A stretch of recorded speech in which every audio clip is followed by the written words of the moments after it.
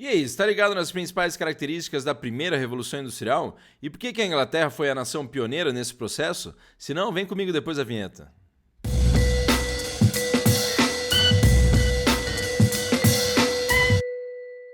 É isso aí, sua louca, seu louco, aqui é o Prof. Elvis, História em Casa, nessa ondinha do saber. Lembrando que hoje a gente vai dar uma olhada em História Geral na primeira Revolução Industrial. Mas antes da continuidade, se lembra de dar um like no vídeo, se inscrever aí no canal, também ativar o sininho para quando tiver novos vídeos aí na parada e dar uma olhada também aí no Instagram e no Facebook do Prof. Elvis História em Casa. Primeira coisa que tem muita gente que me pergunta em sala de aula e fala: professor, a Revolução Industrial, quantas pessoas aí que tentaram tomar o poder, quem que pegou em arma e tal? Eu falo: não tem nada a ver isso aí. Quando a gente usa aqui o conceito de revolução, não é no sentido aí político, como na Revolução Mexicana, uma Revolução Cubana, uma Revolução Socialista na Rússia, por exemplo, ou algo assim. Mas estamos falando de rápidas transformações no processo produtivo, no processo industrial, com a introdução de máquinas. Então não é, na verdade, ninguém tentando tomar o poder, né? Nesse caso seria talvez as máquinas tentando tomar o poder, mas uma coisa que não rolou ainda, se liga aí. Mas primeiro de tudo a gente tem essa introdução que a gente tem que fazer de que a Revolução Industrial representa, então, inovações técnicas no processo produtivo, rápidas transformações, inovações técnicas no processo produtivo e também grandes transformações das relações sociais de produção. Lembre que esse processo todo também está relacionado com a introdução de máquinas no processo produtivo, no processo industrial, o que vai acelerar, então, o processo produtivo, também provocando grandes transformações em vários aspectos aí para a realidade histórica do momento. E que momento é esse aí? O momento local, estamos falando da Inglaterra no século XVIII. A Inglaterra vai ser pioneira nesse processo aí de introdução de máquinas no processo produtivo. E aí a primeira Revolução Industrial, como nós veremos, no século XVIII. Além disso, é bom a gente analisar que para muitos historiadores o termo correto talvez não seria de uma revolução industrial, mas sim de uma evolução industrial. Então ficar esperto que na visão de alguns historiadores, né, esse processo de introdução de máquinas na produção, na indústria, seria um processo natural aí, na verdade, que ocorreu, né, ocorreria em um determinado momento. E essa evolução, então, associada, por exemplo, da evolução do sistema artesanal de produção ou do artesanato.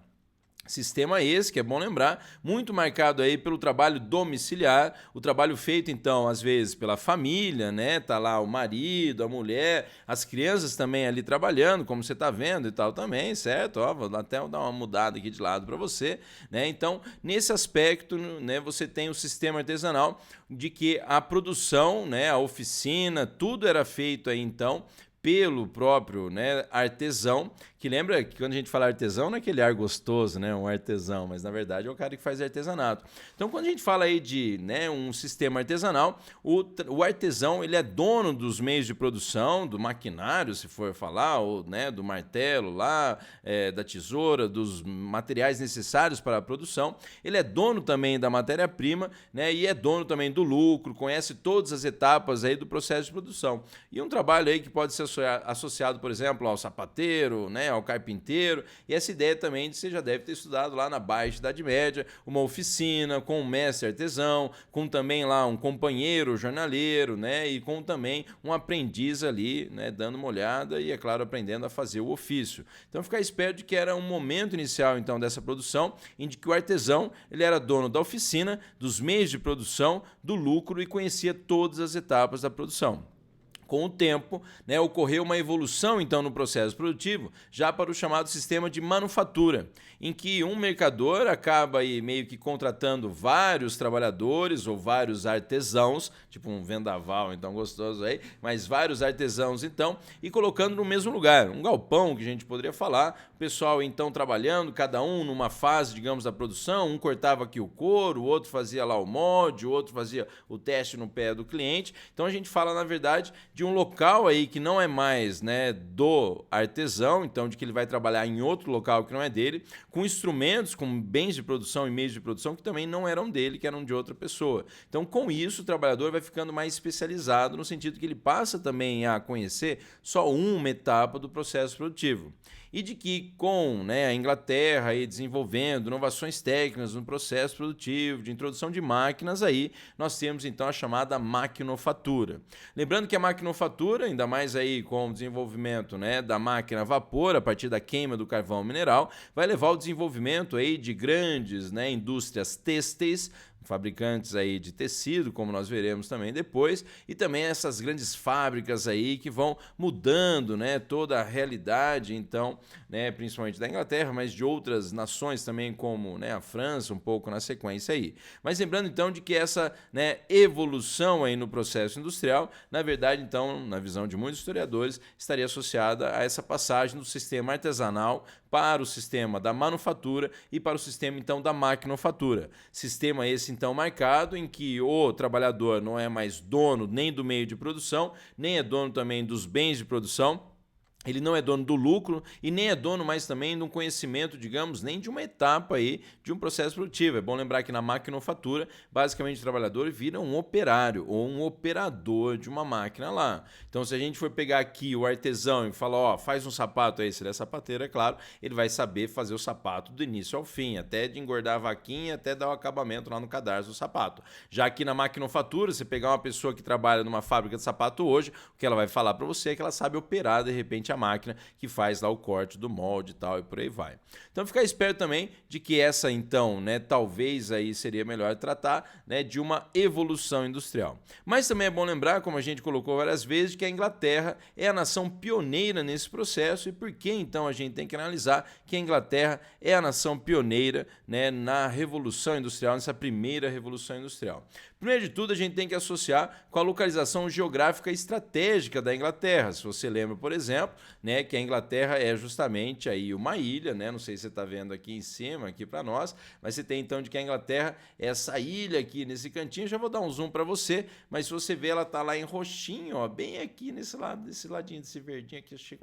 Aí desapareceu, meu Deus. Mas tá vendo aqui, ó, do ladinho aqui tá a Irlanda, tá a Inglaterra. Já vou dar um zoom para você, né? Vai rolar um zoom, aí rolou um zoom. Você tá vendo ali a Inglaterra, a Irlanda, tudo bem? A gente volta lá, ó, voltou lá, só um pouquinho aqui, ó, voltou aqui, não voltou tudo que eu queria? Não voltou tudo, voltou aqui agora então, certo? Então lembra de uma localização geográfica estratégica aí que a Inglaterra tem, em que sentido? Pô, a Inglaterra está entre a Europa e a América, né? Se for ver, ela está na Europa, mas ela é uma ilha, mas a ideia é de que ela está, ó, no meio do caminho, basicamente, aqui se a gente for ver, da Europa, da América e até da África também, né? De que são mercados bem interessantes aí para a Inglaterra nesse momento. Mas, de novo, então, a Inglaterra, que tem essa localização geográfica favorável, tá aí para vocês, Reino Unido, Inglaterra, Irlanda, então a França, Espanha, se quiser aqui, deixa eu sair da frente aqui, para você, né, verificar direito aí, beleza? Então ficar esperto de que um dos fatores para o pioneirismo inglês no processo de Revolução Industrial foi sua localização geográfica estratégica, sem falar de que essa ilha aí tinha uma poderosa e numerosa frota naval, né? A gente tem lá desde o século XVII, lá da época do ato de navegação, do Oliver Cromwell, que a Inglaterra já se definia então como uma potência marítima e que no século XIX até vai receber aquele título de Rainha dos Mares e Senhora dos Mares. Então ficar esperto nessa poderosa e numerosa frota naval que conseguiria também distribuir os produtos aí já fabricados ou também, né, acessar aí os mercados, não só os mercados consumidores, mas os mercados fornecedores de matéria-prima e também aí de mão de obra barata. Bom, uma outra coisa importante é a presença de grandes jazidas de ferro e de carvão, né, no território aí inglês. Se a gente for lembrar de que o que vai, né, ser a matéria-prima, desculpa, a matéria-prima então aí para esse maquinário é o minério de ferro e o combustível aí para essas máquinas a vapor, o carvão mineral. Então o fato aí de que a Inglaterra, o território inglês, rico em jazidas de ferro e de carvão, ferro, matéria-prima para o maquinário e o carvão combustível, então, nesse momento, você tem, então, de que isso é extremamente relevante para a Inglaterra sair na frente nesse processo de introdução de máquinas a vapor na indústria aí. Lembrando que também nós temos um grande capital acumulado, o capital acumulado esse vai falar de muito ouro, né, vindo das colônias. Você fala, como assim colônias? Se a Inglaterra não tinha colônias, né, com ouro aí, forte, né, no sentido aí a gente for analisar as colônias inglesas que viraram os Estados Unidos depois, mas é bom lembrar que a Inglaterra tinha acesso às colônias de quem? De América e de Espanha, né? Indiretamente, comercializando com Portugal e Espanha, a Inglaterra também acessava esses mercados coloniais. Por isso é bom ficar esperto que muito aí também, né? Muita importação aí que a Inglaterra muita importação aí que Portugal e a Espanha desenvolveram com a Inglaterra era pago com ouro aí vindo da América, né, do Brasil português ou do Brasil espanhol, de muito ouro e prata também lá da América espanhola, correto? Além disso, também é bom ficar esperto aí de que nesse momento você já tem no século XVIII aí a burguesia muito bem consolidada no poder, né, político lá na Inglaterra, principalmente depois daquelas grandes revoluções que aconteciam no século XVII, como a Revolução Puritana e a Revolução Gloriosa, que acabou consolidando uma monarquia parlamentar, uma monarquia constitucional lá na Inglaterra, com o Guilherme III ou Guilherme de Orange no poder. Com isso, os interesses, então, da burguesia muito bem representados no parlamento inglês. Temos também uma mão de obra disponível e numerosa nas cidades, além de falar de uma mão de obra barata também nas cidades aí, em grande parte por um processo que aconteceu no final lá da dinastia Stuart para, né, a dinastia Tudor para a dinastia Stuart, foi o processo dos chamados enclosures ou cercamentos. Lembrando que esses enclosures ou cercamentos, para atender então a demanda, né, de lã, muitos proprietários rurais que produziam alimento começaram a cercar então suas propriedades e produzir ovelha então para fabricar lã para a indústria têxtil que cada vez mais se desenvolvia lá na Inglaterra. Então ficar esperto que esse processo aí, né, dos chamados enclosures, né, de que são justamente cercamentos, cercados aí então, ou esse processo de cercamentos, vai levar muito proprietário de terra a, né, não mais precisar da mão de obra que antes trabalhava lá para produzir alimentos. Afinal de contas, você não precisa de tanta gente assim para cuidar de ovelha. Então, muitas famílias acabaram sendo, então, né, digamos, despedidas então do seu trabalho. E aí, então, foram para onde? Foram para a cidade. É claro que é aí que vem lei da oferta e da procura, com muita oferta de mão de obra nas cidades, então, devido a esse processo, né, de êxodo rural, de muita gente saindo do campo, né, devido ao processo de cercamento de enclosures, produzindo então ovelha, né, para produzir lã para a indústria têxtil, você tem então de que muita gente disponível nas cidades facilitou aí para o, né, burguês ou para o empresário contratar gente a um preço muito barato. E é bom ficar esperto, é claro, de que essas transformações todas aí envolvem, é claro, o desenvolvimento de máquinas, né, associado principalmente à indústria têxtil, a produção então de fios e de tecidos, como a gente vai ver, é o principal aí desenvolvimento que você tem, né, nessa primeira revolução industrial. Lembrando também de que outros setores paralelos e necessários também, devido, né, à exploração aí das minas de ferro e de carvão, desenvolvimento também da mineração de equipamentos, né, movidos a vapor ligados à mineração, e também o setor aí de transportes, muito desenvolvido aí com a introdução de máquinas a vapor nas locomotivas ou mesmo lá nos navios. E é bom lembrar, né, como estava falando da indústria têxtil, desenvolvimento de máquinas que vão acelerar o processo aí tanto da fiação quanto da tecelagem do algodão. E aí a gente tem que associar as máquinas, então, que vão sendo desenvolvidas e que vão acelerando uma determinada etapa aí, por exemplo, da produção de fio. A máquina acelera a produção de fio, o que leva à necessidade de se desenvolver uma máquina que vai acelerar também o processo aí da tecelagem. Então, ficar esperto aí de que a gente analisa agora as principais máquinas que são desenvolvidas, né, nesse contexto aí de máquina a vapor também que vai sendo desenvolvido na produção aí tanto do fio quanto do tecido feito de algodão. E na sequência, então, para a gente aí, a gente tem algumas máquinas que é bom a gente associar também, né, os seus grandes aí, né, inventores. Nós temos aí a chamada lançadeira volante, desenvolvida por John Kane em 1733, que é o primeiro grande invento que a gente tem para associar aí. Essa lançadeira volante que acelerou o processo, então, da fabricação de tecidos, né? Então, John Kane, em 1733, século XVIII, desenvolve essa máquina aí. Lembrando que 1760 é considerado o início, então, da primeira, né, Revolução Industrial, 1750, 1760. Né? Em 1764, você já tem lá o James Hargreaves desenvolvendo a chamada Spinning Jenny, que vai, então, acelerar o processo aí de fiação. Então, muito mais fios de algodão são produzidos rapidamente com a Spinning Jenny. Um pouquinho depois, em 1768, você tem a invenção da máquina a vapor pelo James Watt, que vai então levar, a partir da queima do carvão mineral, a movimentação de motores. Então, aos poucos, o que era feito pelos, né, homens ou mulheres passa a ser feito agora por máquinas também. E um pouquinho depois, em 1769, nós temos aí a invenção da water frame, né, com Richard Arkwright. A water frame que utilizava, né, a água então aí para movimentar o maquinário na produção de fios de algodão. Então, muito relevante que aos poucos deixe de utilizar a força motriz humana para usar a força hidráulica, seja aí, né, da água nesse caso ou da queima do carvão mineral com as máquinas a vapor. Lembrando também de que nós temos a invenção do mule em 1779, ou a mula aí, né, inventado por Samuel Crompton, que vai basicamente juntar lá, né, as ideias da lançadeira volante, da spinning jenny e da water frame. Então, com isso, você tem esse mule desenvolvendo muito mais rapidamente aí na produção de fios. E ficar esperto também, né, o desenvolvimento do tear mecânico e também do descaroçador mecânico, que acabam também acelerando, é óbvio, o processo produtivo aí, como já falei anteriormente, tanto do fio de algodão quanto do tecido de algodão. Então, esse maquinário, é bom lembrar, rapidamente, né, ele foi sendo desenvolvido, foi levando, como falei, ao desenvolvimento de uma etapa do processo produtivo, acelerar, então, outra etapa do processo produtivo de tecidos. E é bom lembrar também de que esses conceitos aí de máquinas a vapor também vão sendo desenvolvidos no desenvolvimento aí também, né, do transporte, que é o que a gente vai começar a falar de repente dessas ideias aí sendo utilizadas na produção de máquinas para movimentar corpos humanos. Como é o caso aí também da implementação da máquina a vapor no navio a vapor, o que vai aparecer muito para a gente a chamada era aí dos steamboats, né, dos barcos a vapor. Até não sei se você lembra lá o primeiro desenho do Mickey, né, chamado Steamboat também, que é e está lá num barco a vapor, né? Tanto o barco a vapor quanto também as locomotivas a vapor, que vão acelerar cada vez mais o transporte aí, não só de pessoas, mas é claro de produtos também.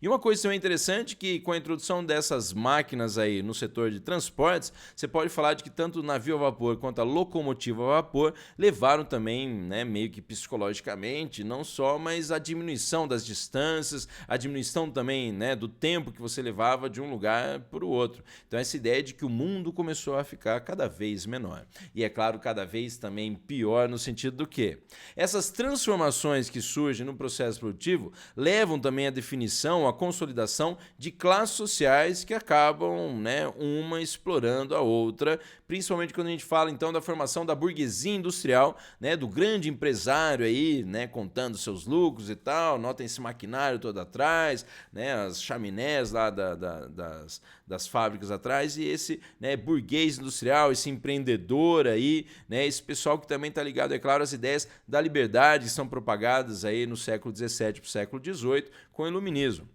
E ficar esperto nos valores, então, também defendidos pela burguesia a partir disso aí. Mas a ideia também da definição do proletariado. Estamos falando, né, dessa classe, então, trabalhadora, que a gente define como proletariado. Muita gente, às vezes, coloca aí, né, o lance da prole, dos filhos, então, que seriam as únicas riquezas desses trabalhadores. E quando a gente fala de filho, é bom lembrar que muita molecada ia trabalhar também. E não só crianças masculinas, mas meninas, né, mulheres, né, também explorados, como nós já falaremos. Então, a definição de duas classes sociais antagônicas que cada vez mais vão se chocar, né, ao longo do processo histórico humano aí, daí para frente, muito mais forte.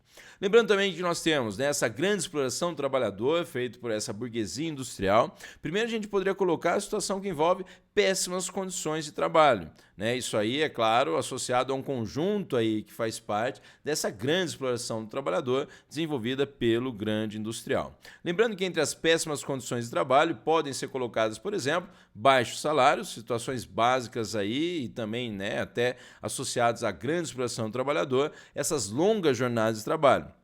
Hoje, quando a gente fala de uma longa jornada de trabalho, às vezes tem gente que fala, nossa, trabalhei 8 horas por dia. Nesse momento, geralmente era de 14 a 16 horas por dia aí uma jornada de trabalho. Então, ficar esperto aí de que às vezes a gente reclama muito é de barriga cheia, na verdade. Mas a ideia é de que nesse momento aí você tem também essa questão relacionada, né, a péssimas condições de trabalho, a locais de trabalho insalubres. Não só locais escuros, mas também locais aí esfumaçados por conta aí, né, claro, aí da queima do carvão mineral, além de castigos corporais também que marcavam esses trabalhadores. Quando um trabalhador dormia e tal em serviço, ele sofria um castigo corporal, e também a exploração do trabalho infantil e feminino, como falado anteriormente. Muito nessa época também, às vezes, tratava a criança ainda meio como um mini adulto. E a exploração do trabalho infantil e feminino envolve também a noção de que nesse momento eles tinham de que essa mão de obra, tanto da criança quanto da mulher, era inferior à de um homem adulto, por isso então podia ser também pago mais barato aí. E outra coisa também interessante, essa ideia de que às vezes, devido ao seu pequeno porte aí, as crianças e mulheres eram utilizadas também para trabalhar nas minas de carvão. Vou dar uma sumidinha, mas já volto já para você. Nas minas de carvão, então, empurrando aí, né, esses vagões aí de carvão, como você está vendo. Em alguns casos até, como você está vendo ali, ó, também, né, o pessoal trabalhando lá no fundo, criança, então, que às vezes era utilizado nas minas de carvão. E não só nas minas de carvão, mas também no próprio maquinário lá, que às vezes precisava de um reparo durante o funcionamento e pegava uma criancinha dessa aqui, né, como essa aí, para entrar então na máquina e dar uma acertada lá. Então ficar esperto também nessa questão da exploração do trabalhador, não só masculino, mas também mais ainda, claro, a questão do trabalhador, né, da exploração do trabalho infantil e feminino também. E ficar esperto que a gente tem outras transformações que envolvem, né, não só essa exploração do trabalho infantil e feminino, que deve ser uma coisa meio, né, olha, vocês vão brincar de montar essas pecinhas aqui, tá? Vai ser legal, você aperta ali, vai ser mó legal, e depois a gente tem uma paradinha aí, na hora do intervalo, vocês vão tomar uma aguinha ali, mas enquanto vocês vão tomando a aguinha, vocês vão dando uma cordinha aqui, apertando essa cordinha aqui para mim também e tal. Então, deve ser uma época muito feliz para as crianças, né? Nesse momento, deve ser uma coisa bem legal. Bom, mas você tem então também, né, outras transformações, consequências aí complicadas, que com aquele êxodo rural, devido aos enclosures, aos cercamentos, as cidades vão começar a crescer de forma vertiginosa e descontrolada, levando a uma falta de infraestrutura nas cidades. Falando não só da falta de moradia, mas falta de saneamento básico, também de educação para essa galera trabalhadora. Lembrar aí também para a gente referências muito importantes da literatura, como a obra Germinal de Emílio Zola, que mostra bem a situação que a população trabalhadora proletária vivia nesse momento. Outra coisa também, o aumento dos problemas sociais, é claro, porque muita gente não conseguia emprego, então, nas fábricas, né, por conta de que estava mão de obra disponível barata lá, né, você tem, então, essa ideia de que aumento, então, é claro, né, de roubos, de prostituição, né, de mendicância também é registrado nesse contexto. Então, né, esse ambiente urbano também marcado pelo aumento de problemas sociais. E uma outra situação é de que, extremamente explorado, aos poucos o movimento operário vai se organizando, isso a gente fala num outro contexto, é claro, inicialmente movimentos, né, que pretendiam quebrar máquinas, como lá, né, o pessoal do movimento ludita ou ludista, né, você tem então um movimento que meio esquisito e tal, que achava que a máquina que era opressor, mas com o tempo desenvolvimento de doutrinas econômicas e sociais que criticam essa exploração do trabalhador e ainda por cima também defendem uma sociedade igualitária, apesar que surgem também doutrinas econômicas e sociais que defendem essa exploração do trabalhador, mas que a gente estuda numa outra aula, num outro momento. E lembrando também, para terminar esse comentário aí, que a gente tem aqui um comentário sobre a primeira e a segunda Revolução Industrial. Lembrando que a primeira Revolução Industrial a gente pode colocar aqui, então, no século XVIII, mais ou menos 1750, 1760, se desenvolvendo na Inglaterra. Então a gente vai comparando com a segunda Revolução Industrial lá. Segunda Revolução Industrial já no século XIX, mais ou menos, 1860, 1870, no resto da Europa, que já pode ser também aqui nesse momento da primeira Revolução Industrial, a França mais ou menos, né, próxima ali da Inglaterra também, introduzindo máquina no processo produtivo. Mas lá na segunda Revolução Industrial, o resto da Europa, pode-se falar além da França, também Bélgica, a própria Inglaterra também já rolando, mas os Estados Unidos, principalmente depois da vitória dos Estados do Norte na Guerra da Secessão de 1861 a 1865 e o Japão naquela chamada, né, Era Meiji ou Era das Luzes, um processo lá que você tem, né, justamente de não só de centralização política nas mãos do imperador, mas também de modernização aí da, né, produção industrial lá no Japão, né, que é a introdução de técnicas aí produtivas absorvidas dos ocidentais lá no imperialismo, neocolonialismo do século XIX. Na primeira Revolução Industrial, né, o combustível para essas máquinas a vapor é o carvão mineral, enquanto que na Revolução Industrial já aparecem motores movidos aí a dínamo, utilizando eletricidade, e os derivados do petróleo também. Na primeira Revolução Industrial, a matéria-prima do maquinário, o ferro. Já na segunda Revolução Industrial, a partir do processo Bessemer, a produção de aço, então, que leva também não só a máquinas, mas até também a construções, né, arranha-céus que começam a ser, né, construídos a partir também do uso de aço. Na primeira Revolução Industrial, o principal setor desenvolvido é o setor têxtil, enquanto que na segunda Revolução Industrial já aparece para a gente setores de transportes e de comunicações. Tanto na primeira quanto na segunda Revolução Industrial, é claro que estamos na fase lá do capitalismo industrial. Mas aqui na primeira Revolução Industrial, poderíamos falar o capitalismo industrial concorrencial, que é aquele que então vende mais, né, na verdade vende mais barato para vender mais, e o capitalismo monopolista, que é aquele que você já quebrou o seu, né, concorrente, e aí basicamente você se torna o principal, né, vendedor daquele produto, ou o único, né, vendedor daquele produto. Então basicamente essas, né, é interessante colocar essas duas fases aí da Revolução Industrial da introdução de máquinas no processo produtivo. É isso aí, esse aí foi o Prof. Elvis no História em Casa aí, lembrando de novo, né, se você ainda não deu um like aí no vídeo, não se inscreveu no canal, se inscreva no canal, ativa o sininho, dá uma olhada também no Instagram e no Facebook do Prof. Elvis. É isso aí, galera, seu louco, sua louca, valeu, muito obrigado e até a próxima história aqui no História em Casa com o Prof. Elvis. Valeu!